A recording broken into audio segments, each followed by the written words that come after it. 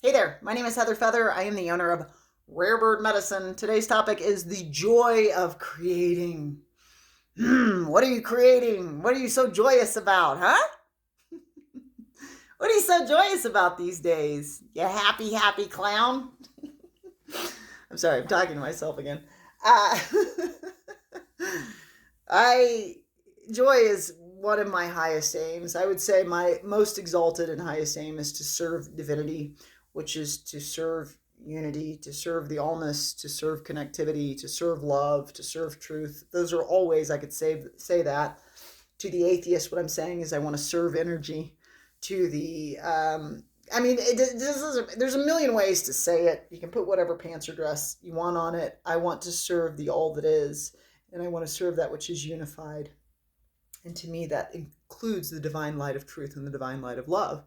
But my second aim is to serve joy, to serve myself joy, which I am the steward of. No one else is the steward of it, and no one else can take it away from me unless I choose to hand it to him and let him run away with it. But at any point, I can be like, I don't know why I was giving that to you. It's mine to hold. I'm the steward of this temple.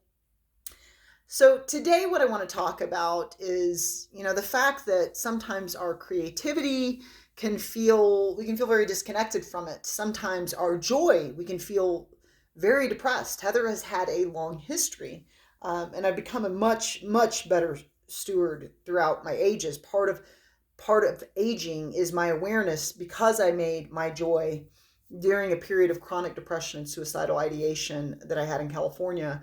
I made my joy my highest priority because I thought I just mainly need to want to live. And then once I can deal with that, then I can deal with any other aim. And once I made my joy one of my highest priorities, what I found is there are a lot of things that lead to that. It's the diet. It's whether I'm moving my body and making sure that my physicality is comfortable. It's letting go of attachment to what others choose to think of me. If you choose to have a darkened, judgmental thought about me, you can trust you've misperceived me. I'm the light of love. You can trust you've misperceived me, and that's okay. And that's okay. You don't have to get what I am, and I don't have to get attached to your dark, false judgments. That's a fool's errand. I don't clown in that way, So there are many things that I do aside from my diet, taking herbal medicines that enhance my mood, being aware of what I'm thinking and what I'm placing my attention on, which leads to my feelings. There are all these steps that I take to ensure that depression is not the state that I'm walking in. And I also have signs, symbols, and clues that point to me as to whether or not I'm being depressed. I have a clean kitchen. I love a clean kitchen. I love, if I want a snack, to go into a kitchen to where I feel like I want to prepare a snack. And I love to cook. But I'll notice that, oh, I've left dirty dishes in the sink. It's a sign to me that I'm getting depressed. Okay, what are we not doing? Have we not been stretching? What is our diet like? I'll go through a list of things to see, am I holding the breath? What is it I need to bring in as my medicine to reach the target that I'm always aiming towards, which is being a true steward of my joy. So we have started the 7-week course that I'm teaching on the tarot. And one of the things that we're doing is we're activating the 7 chakras. There are 72,000 nadis in the body. That is one of the teachings here globally that you can find in India, 72,000 nadis. And the 7 chakras that we know are 7 of those 72,000 nadis in the body. Muladhara, root chakra, being at the base, dealing with issues of safety, security, some qualities of belonging to the earth, on the earth, the ability to be grounded. And so when we feel scattered, erratic, like we don't belong, we feel unsafe, we want to deal with Muladhara. And you can always go to Rare Bird Medicine channel on YouTube and go all the way down back about 2 years ago. I did a video on Muladhara, and you can start by activating that if you want to deal with those issues. But today I want to activate with you Svadhisthana, the sacral chakra, because I want to address that joy center, that pleasure center, that sexuality center. Now, I am a teacher of several different things, but one of the things I'm very strongly a teacher of is that sexuality is an individual journey. It's an individual journey. And you personally are the dictator of your sexuality and what sexuality means to you. And it's perfectly okay for that to be in a state of flux. Maybe sometimes you feel asexual, and I don't mean one that reproduces by budding, maybe, but I just mean you may feel disconnected from your sexuality, which actually can be indicative of an imbalance in the sacral chakra.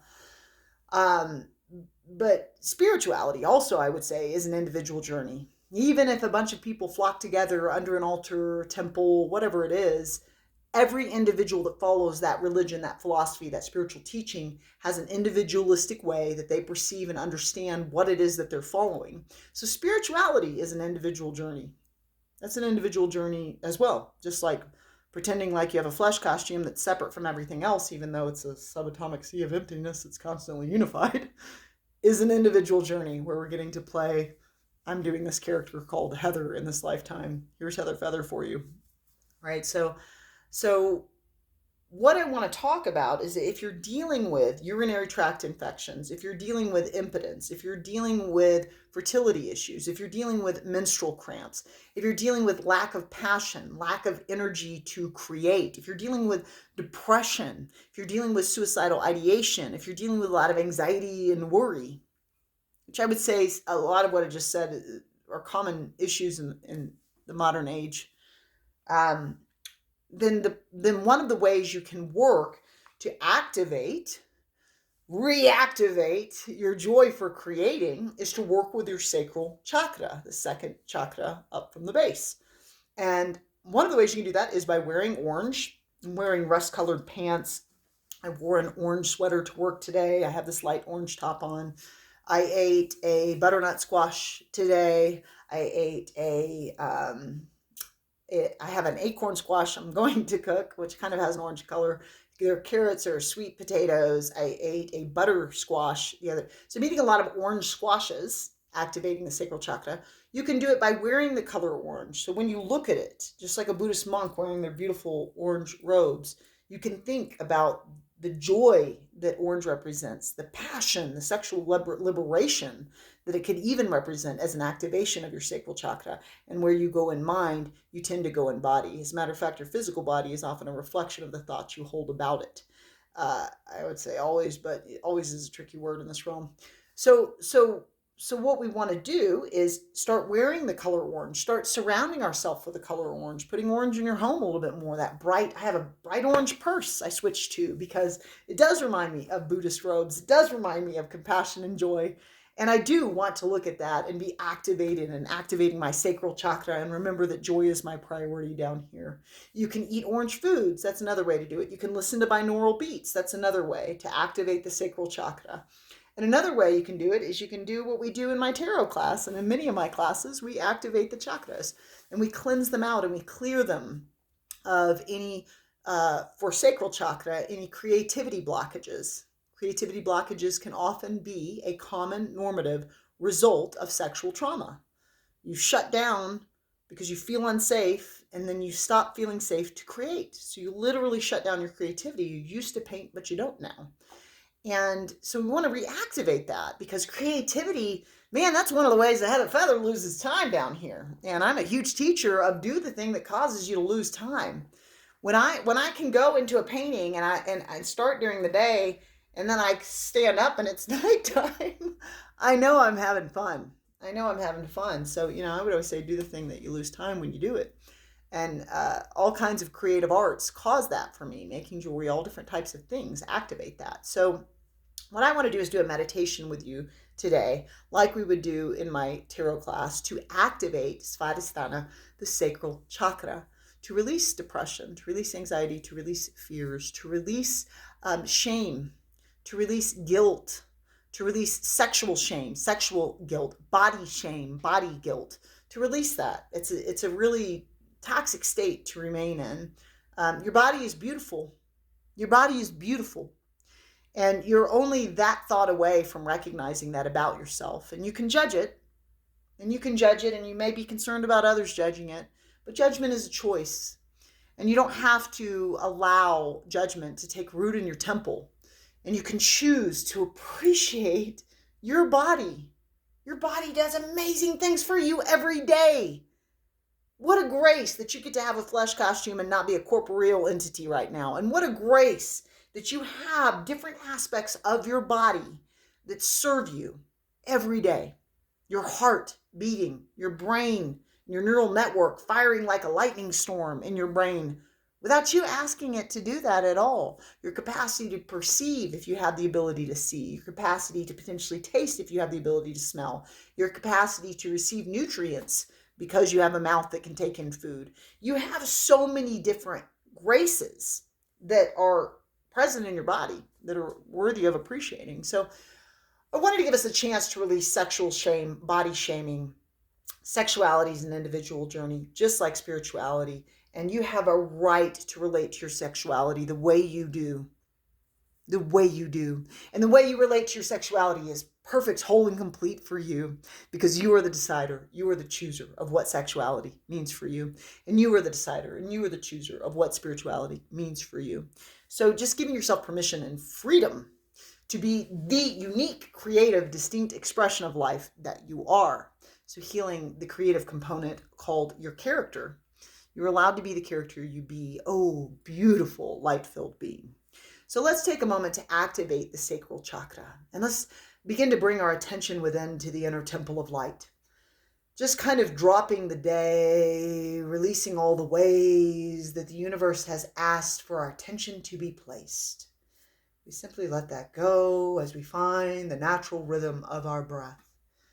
And as we breathe in, we wash the self in love. I love you. I love the being you choose to be, oh sacred light.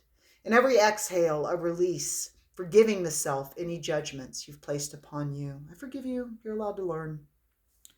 Doing several breaths of that. Every inhale, I love you. I love you, body. Thank you for all you do. I love you, mind. I love you, heart. I love you, spirit.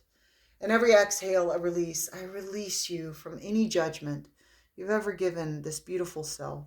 You're allowed to learn. You don't have to know. You're allowed to grow. Every inhale, a breathing in to that self-love. I love me. I love all I be. I love to look upon and see the grace of my being. And every exhale, I release myself from all judgments I've ever placed. I have a right to grow. I do not have to know everything in the universe. And then you begin to bring your awareness just below the belly button, just below your navel. And I want you to notice a marble-sized ball of light, brilliant orange light that begins to grow and to glow with your natural breath.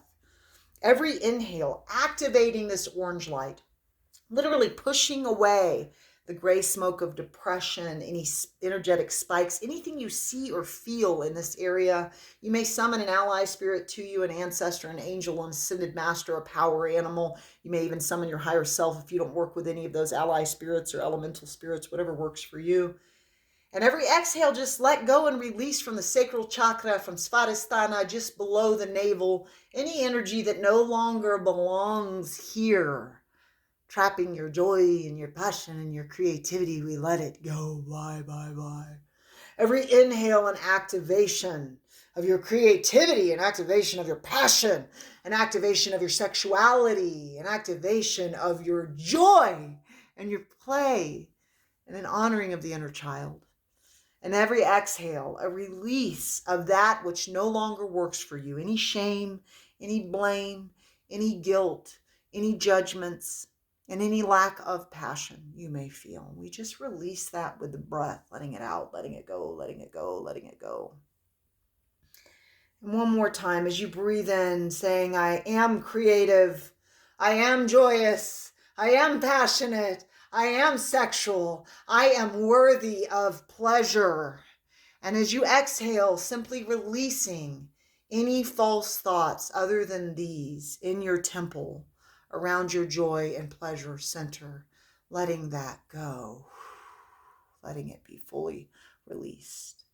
As you find your natural breath, if there's anything you've been holding that feels too weighty in your body, in your mind, in your heart, or in your spirit, simply gather that up in the breath and exhale that blessed away from you, carried away by your ally spirits or your higher self in this sacred moment of now.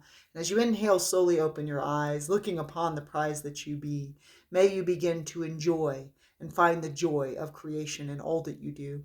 You can always go to Rare Bird Medicine, click on the classes link. We have a lot of fun creations coming up this year. Amun.